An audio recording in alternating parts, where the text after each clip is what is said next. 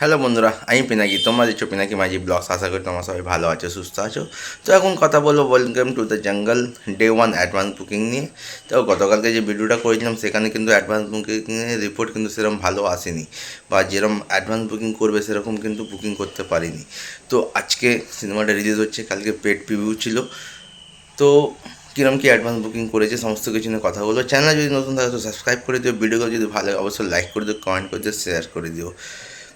Welcome to the jungle একটা huge star caste নিয়ে আজকে রিলিজ করছে welcome ফ্র্যাঞ্চাইজির third cinema.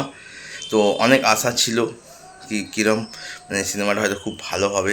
Paid review এসে গেছে, মিক্স রিভিউ এসে পেড রিভিউয়ে যে পাবলিক রিভিউ বলি, ক্রিটিক্স রিভিউ বলি, মিক্স রিভিউ এসছে। কিন্তু এখনও অবধি ডে ওয়ানে কীরকম কি অ্যাডভান্স বুকিং করেছে। তো লাস্ট যে ফিগারটা আমরা দেখতে পাচ্ছি, প্রায় 3,10,00,000 টাকার অ্যাডভান্স বুকিং হয়ে গেছে।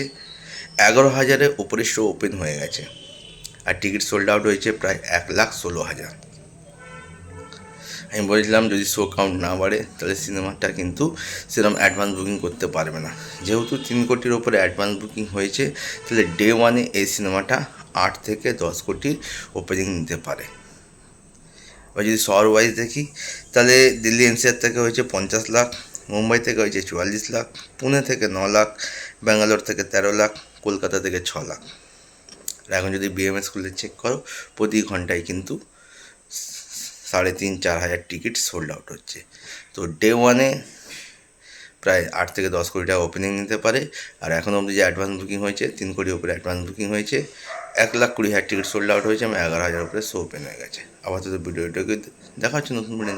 টাকা।